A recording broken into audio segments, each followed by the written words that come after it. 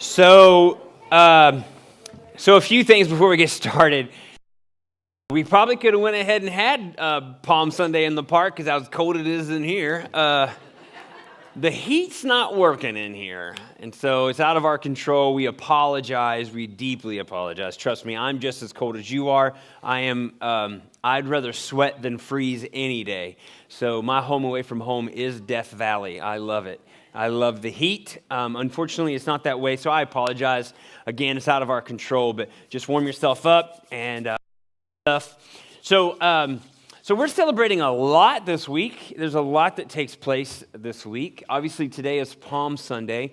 It's the day that we celebrate the triumphant entry of Jesus Christ and him riding in on a donkey and representing peace. And it's so cool, especially if you look at the types and the shadows of the Old Testament and what the donkey represented and how God used the donkey multiple times. It's like a really cool, it's just really cool how you unfold before you.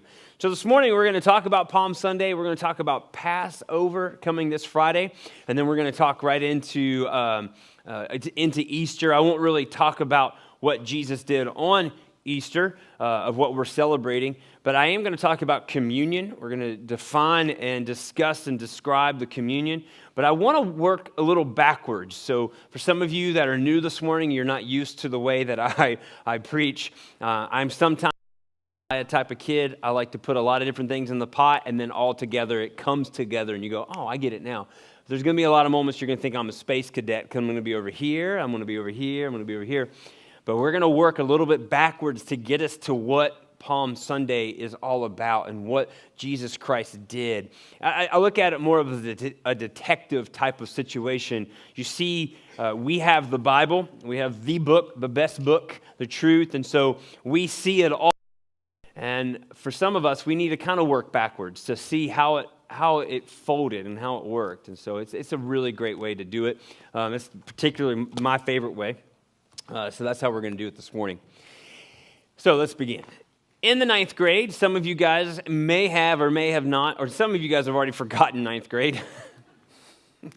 That would be this guy. I hated ninth grade because of geometry. That was my problem. In my school that I went to, geometry ninth grade, and for some of you it's pre-algebra, or maybe it was algebra 2, but geometry was one of those things. Postulates and theorems, they were so hard for me. I remember my teacher actually made us memorize as many postulates and theorems as we could. I'm like, you can't memorize those things. And especially what was really bad was, and we'd try to fight. I went to a Christian school. So when I went to high school at a Christian school, and so I remember fighting the teacher and telling her, memorize Bible verses the next period. I was like, so if you get a thee, thou, and the inside of a postulate or theorem, just know it's because of Scripture, okay? It's like, you guys are having us memorize way too much. And I tried every angle I could to get away from it. But one of the things you learned in ninth grade was geometric progression. The point of this is I want to give you guys a theoretical puzzle here this morning. You know, if you fold a piece of paper 50 times, now some of you go, oh, 6 to 7 times. Agreed, you myth busters out there, okay? So pay attention how I bring out this theoretical puzzle. If you fold a piece of paper 50 times, the height of the folded paper will be approximately the distance from Earth to the sun, which would be 92,955,000 so many odd miles away. Now, some of you are like, not possible. Not possible. I don't care what you say. You're crazy. Well, this is what we're talking about here. We're talking about geometric progression. If you start folding and you fold and you fold and you fold and you fold, you're going 2 raised to the 50th power. Now, some of you have already lost and you're like, forget it. Some of you are like, I can beat this. I know I can. Bring me a piece of paper. Right now you're like ripping out of your Bible. Yep. See? It's this big. See, the problem is you're not thinking of volume. You're not thinking of volume. You're not thinking of this. All you're thinking about is, if I took a piece of paper, I know it'd only be like this much. Or maybe, okay, all right, maybe I'll give you this much. Not 92 million. Again, you're not thinking about volume, and you're also not considering molecular science. Now, I know I just lost all of you, and I get it. So let me give you guys another theoretical puzzle. It's the theoretical puzzle. There was a shepherd boy who was called into the courts of the king, and the king said, I will pay you 100 pieces of silver for your troubles to tend my flocks in the mountain. And the shepherd boy said, no, I don't want your silver. How about this? And he pointed over to a chessboard over to the side, and he said, how about you place a grain of sand, okay, in the first square. And for every day that I work and tend to your flocks, I want you to put a second, okay? There's a second piece of grain. And then I want you to put 2 more. And then the next day, put 4 grains on the third square. And for every day thereafter, until the 64 squares are covered, place 2 grains on the next open square for each grain and placed on the board the preceding day. That shall be my payment. So the king, amused by the short-sightedness of the peasantry that preferred rice to silver, he agreed. Well, before the month was, and long before the chessboard squares were filled, the boy owned all the riches of the kingdom. Because again, we start thinking of volume. We forget about the magnitude of stuff. And that happens often during this season. We just look at dates, and we forget about the 2,000 plus years. It's not necessarily, it didn't happen today. Some of you, all you care about is the NCAA finals. That has a heavier presence on your brain than it is as far as what today is, that Palm Sunday. We think so small on the magnitude of what Jesus did. And that's where we have to rearrange our thoughts here, especially this morning. Because one of the greatest scriptures, I know I say it a lot because obviously every scripture is great. But Job chapter 11, verses 7 through 8 says, can you fathom the mysteries of God? Can you probe the limits of the Almighty? They are higher than the heavens above. And I love this. What can you do? Man, God was putting Job in his place, right? But he was saying that you don't understand the volume. I can work from the smallest side of the molecular science, and I can work through the largest of the heavens. I can do all things. You have no idea what I can do, the magnitude of all of this. So for us, we can't just walk Sunday, sit ourselves down in these nice, cushiony red chairs and just be like, all right, I'm going to go home here in a little bit. I'm going to rest today, watch the Duke game. I'm going to go do what I want to do. And you just kind of forget about it. You just lose thought into your own lives of what Jesus did. And I'm not trying to humble you. I'm not trying to crucify. I'm just trying to get us into a place of realizing that we can't think so small on the magnitude of what Jesus did. I mean, it's huge. So, if you notice, this is my door frame. Clearly not the door frame at my house, but this is a door frame. And this is our Passover door frame. So you see we have the blood on each side. Now you can find this in Exodus chapter 11 and Exodus chapter 12. So I want to work backwards to get us a second here. I'm going to go to Passover. So with Passover, we were told in Exodus chapter 12 to take a pure lamb or a goat, okay, a pure one, and you were to take the blood, and there were so many different procedures that took place with all of this, okay, that Aaron and Moses were instructed to tell the people. And then they were told to take the blood of the animal and rub it on each side of the door and then above the door as well. And so what was a protection. That was to know that the firstborn wouldn't be taken, and so that it would bypass them. So to give you guys a little bit of an illustration here. So if I'm in here, I'm protected. If I'm out here, not so much. Okay? If I didn't do what God had told me to do, the obedience of it, then I'm standing out here. If I did what God told me to do, then I'm standing in here, and I'm protected. Really key, important moment here for this morning's message. But Passover, if you want to get down to just a brief meaning of what it is, Passover is a tribute to the liberation of the Israelites from captivity in Egypt. Today, we're going to take communion. And what Jesus did before he went over into getting arrested and crucified for our sake, communion refers to the liberation in a broader manner, that it's indicating the liberty of mankind from sin, all of us. So it's a really heavy, again, volume thing. This was something that everyone was familiar with in that day and time of Passover, okay? And they would celebrate this. But then Jesus, on a smaller scale, took bread and wine with his disciples and showed them a new way of life. You'll take the bread and you'll break it in remembrance of his body. And then you'll take the cup and you'll drink it in remembrance of the blood shed. And therefore, basically taking over what took place in Exodus. He took over this. So it wakes you up to say, whoa, whoa, whoa, this is huge. This is a big deal. And even in that moment, the disciples, right before that, they had an incident with, and I talked about it last week, they had a moment where some Pharisees didn't understand what was going on. There was some confusion. He looked at his disciples and said, "Are you with me?" And they said, "Yes, we're with you." And they were trying to grab a hold of what it meant with the body being broken. And then eventually, once they saw Jesus on the cross, they had a full revelation of what that meant. Now, we are blessed and lucky because we have the Bible. We have the Bible that tells us all this. And the moment the disciples were living in it. So they were kind of confused about the body and the blood, but eventually it made sense. It came together where they understood what Jesus did now was completely new. I mean, it was completely new. It was revolutionary at the time. And Jesus was the ultimate sacrifice. And it's such a beautiful thing. So I want to read to you Hebrews chapter 9, verse 11 through 15.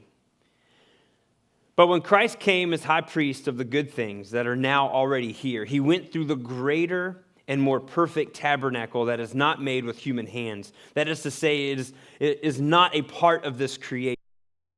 He did not enter by means of the blood of goats and calves, but he entered the most holy place once for all by his own blood, thus obtaining eternal redemption. The blood of goats and bulls and the ashes of a heifer sprinkled on those who are ceremonially unclean sanctify them so that they are outwardly clean. How much more then will the blood of Christ, who through the eternal Spirit offered himself unblemished to God, cleanse our consciences from acts that lead to death? Serve the living God. For the reason Christ is the mediator of a new covenant, that those who are called may receive the promised eternal inheritance, now that he has died as a ransom to set them free from the sins committed under the first covenant. So what happens is, we have a choice. From this moment, this is what we're saying, that Jesus went to the heavenly tabernacle, and he was sacrificed on our behalf so that we could live, that we could take on his, that we could receive his covenant, his promises. So what he did, physically, he did this. Spiritually, he did something greater than this. Spiritually, what he did was he took us through it, and now we can live in it all the time. We never have to walk out of this. We are always in it. We are always to be in right standing with him, covenant with him. And that's what it be. I don't know about you guys, but I love coming home. You guys love going home? I love going home. There's those moments, some of you guys that are married, you have those looks for your wives, your husbands. You look at them and go, that means let's go home. And it's like, yeah, let's go home. There's nothing better than PJs. Nothing better, right? Nothing better than going home, putting on your PJs. Everybody's kind of, you look across the couch, you look at your spouse, you look at them and go, home. It's just so nice and peaceful, right? That's what Jesus did. Jesus brought us into a place where this was home now. This should be home. This is comfort. This is peace. Anywhere and everywhere. No matter what the storm is, or the waves that are raging around you, even when you're at your workplace, in your car, you guys have had some devastating things take place to you already in 2018. Some of you have been celebratory, and this is a season of harvest, you know. But some of you guys are in different stages and different seasons of your walk. And you know, no matter what, God is there with you. And God is working on your behalf. He is walking with you. And so at that moment, even though it's that you look at him and you go, it's time for home. And he allows you to breathe, and he just gives you everything you need. He supplies you the supplements of his nourishment. It's all right there, and all it is just a matter of saying, all right, it's time to recognize what he did, and it's coming in. I mean, guys, come on. We know Matthew 11, right? All you who are weary, come to me. Rest. He wants you to rest. That's what home represents for me, is rest, right? Rest. I want to rest. Be in his presence. I want to rest. I mean, I was a commercial loan officer at a bank, and I remember I had some mean people I worked with. Well, they were just mean. They were mean in a way of just deceptive, and they just wanted to hurt you. They wanted to see you, for some reason, struggle. I don't know why. I don't know why it's in human nature at times. They want to see you fail. They want to laugh at your folly. I remember I was in a meeting, and I had the loan docs of all kinds of different people. It was a loan approval meeting, and I was sitting there, and I got bored. I started doodling on the top, right? I'm doodling all over this, and I knew at the end of the meeting I could take that and just throw it in the shred bin, right? But I remember just doodling, but I was just drawing. I was listening, I'm a creative, so a creative person can easily do that, just drawing away, listening, But I had nothing to do. So I threw it in the shred bin.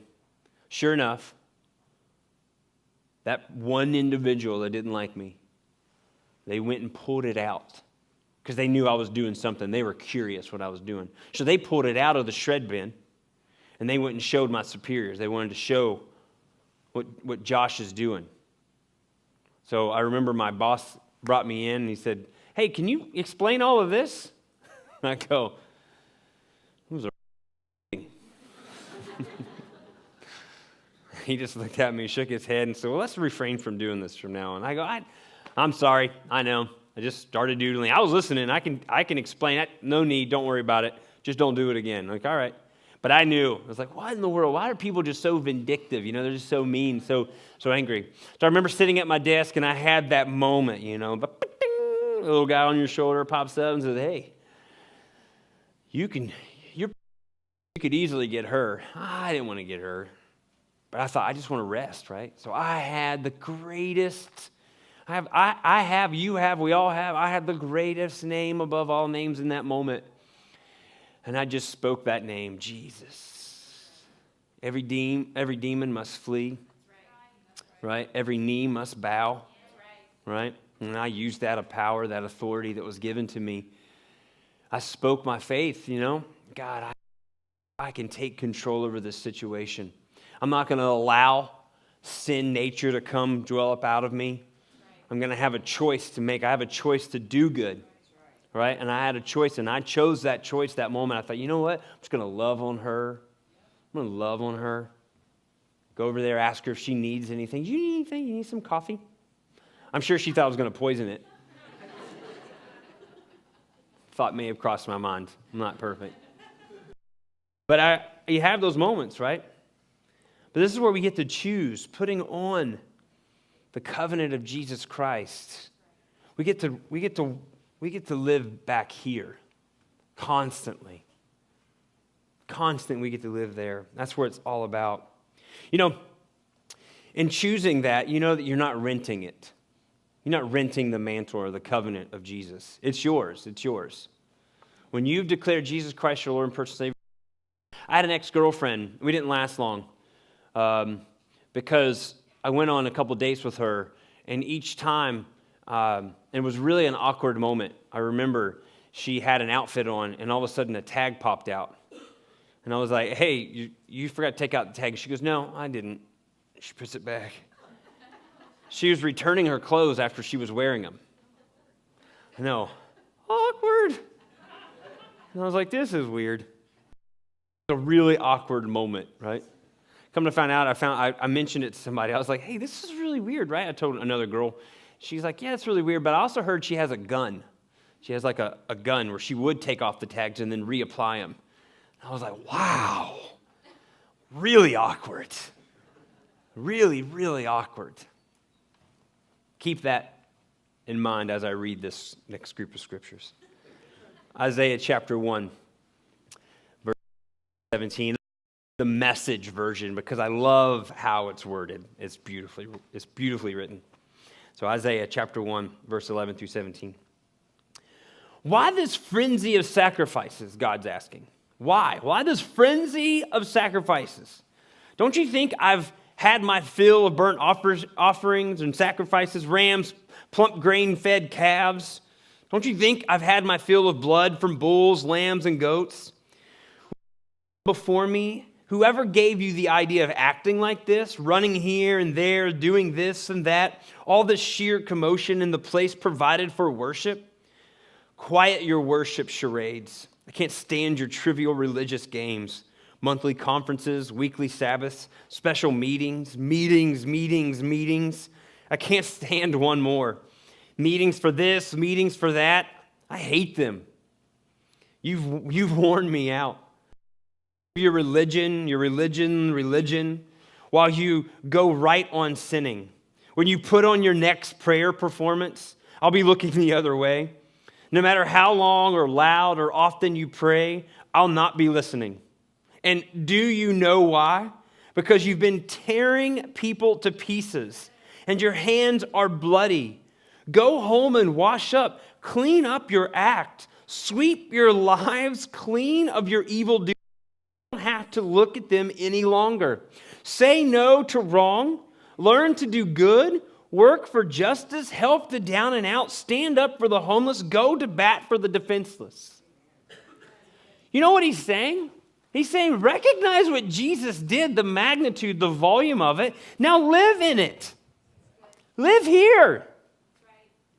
Stop acting like you don't know any better. Cut the tags. Turning the mantle. Some of you are.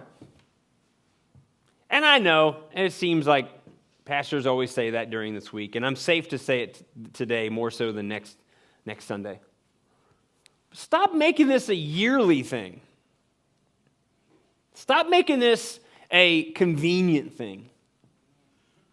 Because that's what's happening, is that we're keeping these tags on in case we want to return it.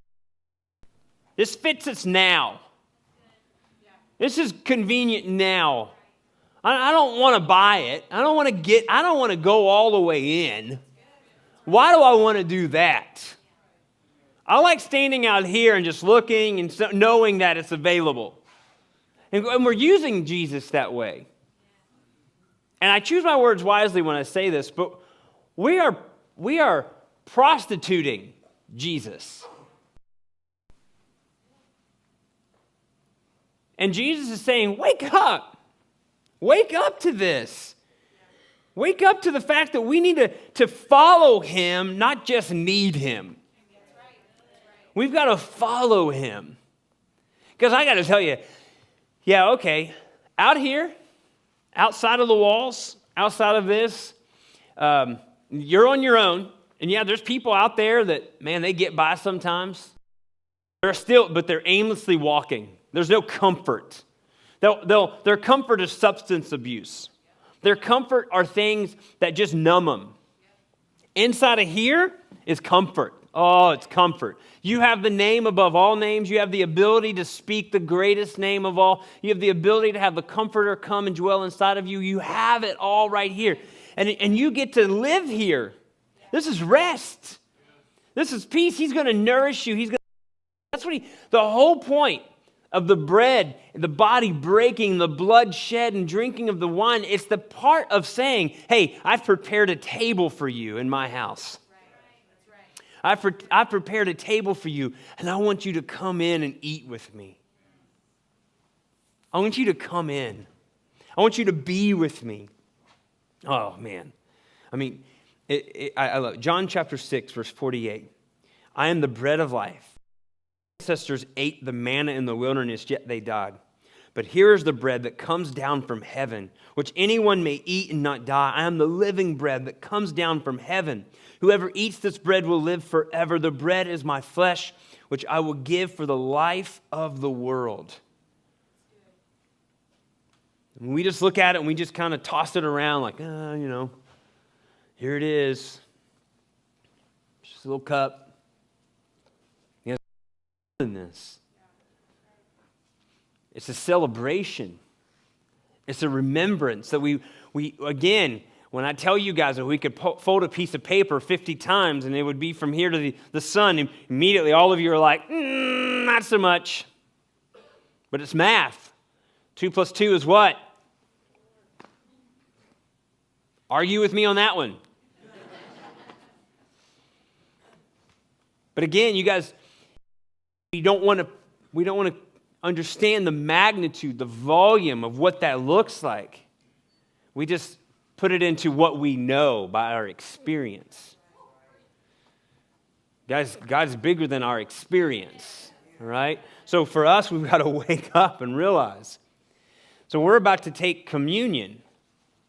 So Palm Sunday is this moment of celebration of realizing that Jesus had raised Lazarus. So there was all this excitement and commotion, and that's why the people were so excited. They realized this is Hosanna.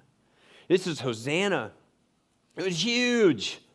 So he comes into the city riding on a donkey representing peace. Peace and goodwill towards all men, right? So awesome. So then there's a celebration all week long, this celebration, and then comes the Passover. And he meets with his disciples and he explains to them, man, if you guys knew what this is about, what's about to take place. They didn't know. They didn't understand the magnitude of it. They didn't understand it. So Jesus explains taking the bread and breaking it and drinking of the wine and understanding that process. But right before he got to that, right before he broke the bread and the wine, he actually had Judas leave. He actually had Judas leave the room. Go do what you've got to do. Then they partook of communion. See, if you're not in agreement with God, if you're not in agreement with covenant with Him, if you haven't decided to walk into His home, then He's looking at you and saying, if you're willing, come in.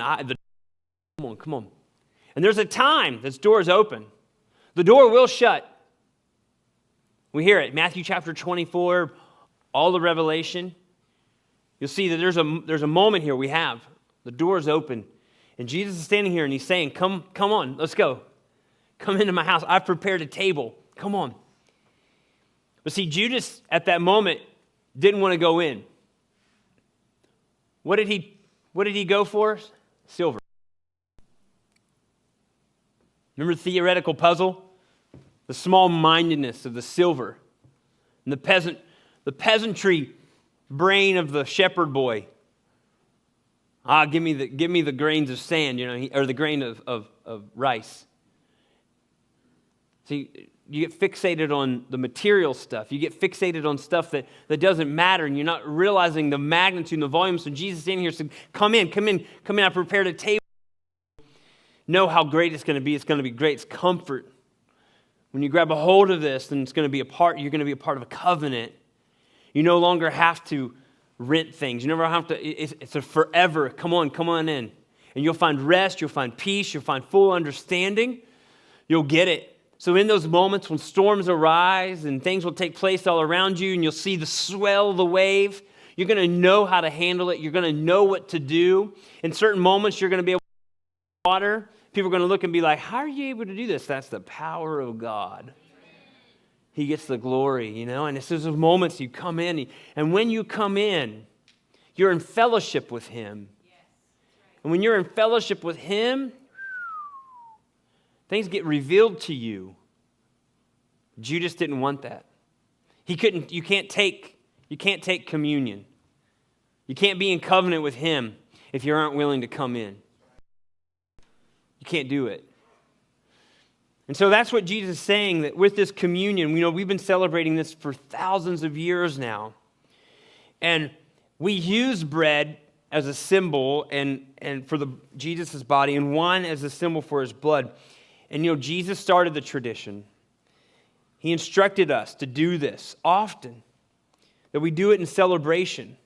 And we understand that what he was going once we took the blood, or once the disciples took the bread and the wine, that the next big moment was Jesus dying on the cross. In progression, it just makes, trust me, when you read in Exodus and how it just types and shadows right over into what Jesus did, oh man, it's just amazing how it works, amazing. And so it's something for us that we have a understanding and greater benefit now. It's hard for me when people will say to me, I don't get it, I don't understand it. I was like, it's a whole lot easier to understand now than it did back then. At the moment, the disciples were going by, like day by day. It's already been done, and now it's just a matter of just saying, I want to enter in. And when you do, I can't explain it. It's an experience you have to have yourself with Him. And when you seek after His face, you seek after Him to come and live and dwell with you, then it's an experience that overwhelms you. It's a power you can never really, truly, fully explain. But you know this, it's real.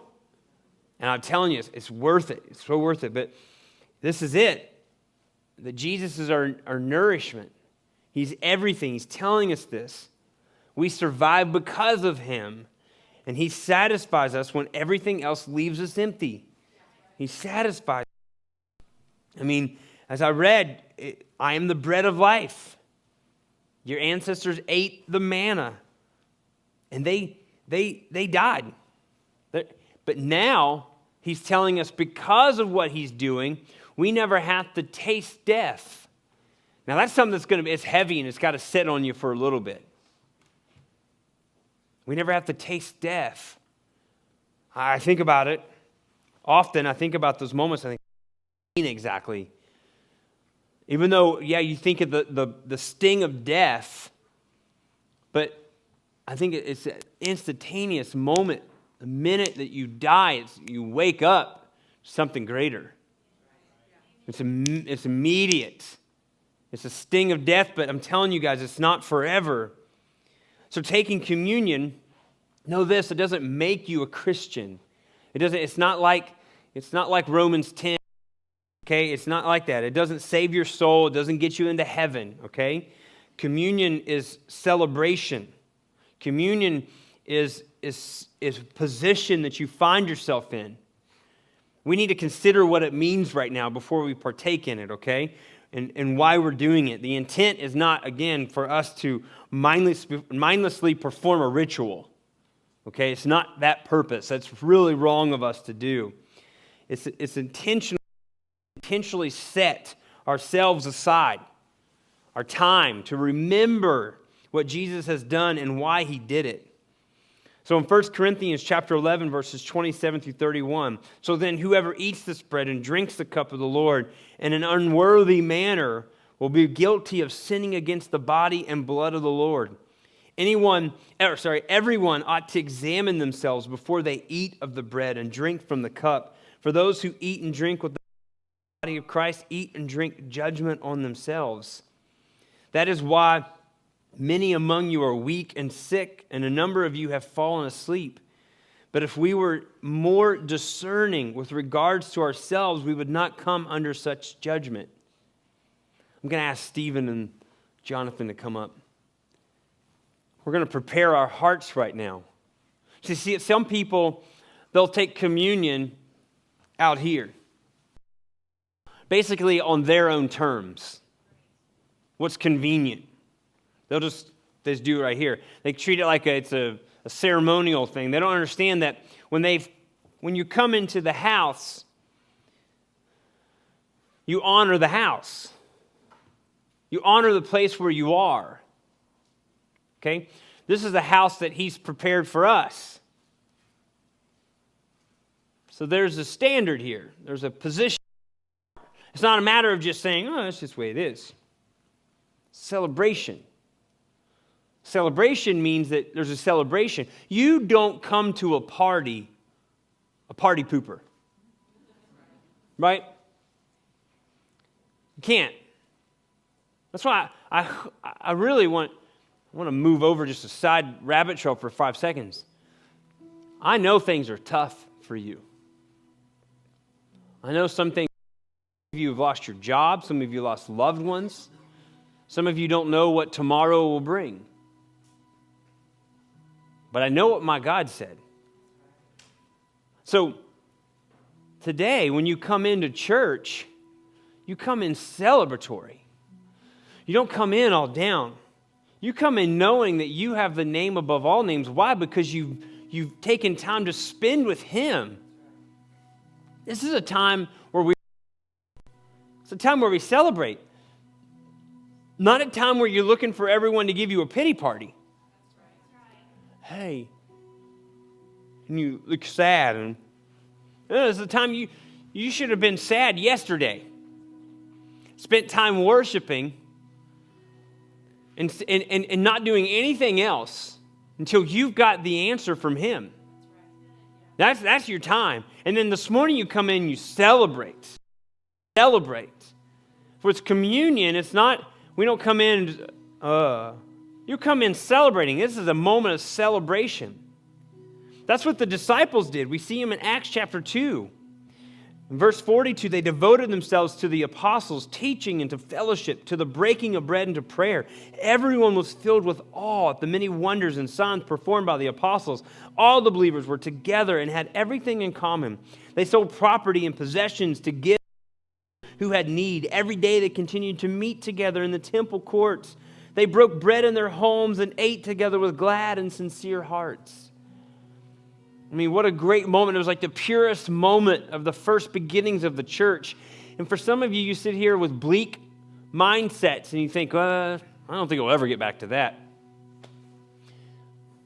Wow, that's what you're going to... All right, see you later. That one bit. I mean, this is just a matter of us stepping up and being what God's called us to be. And that's to be a child of God. Recognize the mantle that we're wearing. Cut the cord. Cut the tags off. Wake up to the maturity that we have. Wake up to the promises and the mantle that we're wearing. Wake up to who we are and that we've been invited into a place where all care of. All things are taken care of.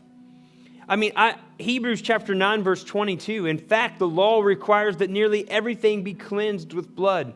And without the shedding of blood, there is no forgiveness. Guys, we are living in forgiveness. Yes. That in our weaknesses, He is made strong.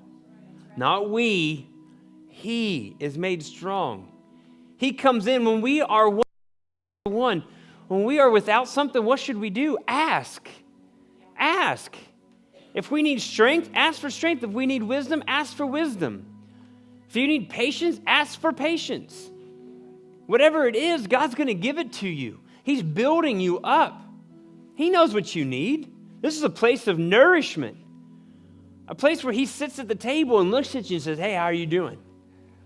Well, Jesus, this is what's going on. He's all right. And He'll give you what you need. He'll show you. But most of all, it's understanding that, again, it's not about just what we need. It's about that experience just being with Him. And the more you're with Him, the more you realize the less you need. Really, it's truthful. I don't need that. I said it last week, I'll say it again. Jesus isn't concerned about you having things. It's about those things having. We can't let those things have us. Again, it goes back to money. It's not money is not the root of all evil. It's the love of money is the root of all evil. And when it becomes an idol, when those things become an idol and it drives us emotionally, well, we're up and down, we're allowing that to create emotional waves in our lives, those items, that's a bad place to be. And we've got to fast from those things. We got to come into the house and realize this is home. This is where we should be. God has us. He wants us to celebrate this morning. He wants us to celebrate. He wants us all right now to gather around a table eat and drink, recognize what Jesus did, to give thanks to God for all he's done. This is huge. So right now, okay, so I want you, if you don't have a cup, ushers, they'll walk down the aisle. Just kind of raise your hand. They'll give you one. But I want you to have this right here. Get it together. I just want you to. So a few things before we get started. We probably could have went ahead and had Palm Sunday in the park because how cold it is in here. The heat's not working in here. So it's out of our control. We apologize. We deeply apologize. Trust me, I'm just as cold as you are. I'd rather sweat than freeze any day. So my home away from home is Death Valley. I love it. I love the heat. Unfortunately, it's not that way, so I apologize. Again, it's out of our control, but just warm yourself up and all that good stuff. So we're celebrating a lot this week. There's a lot that takes place this week. Obviously.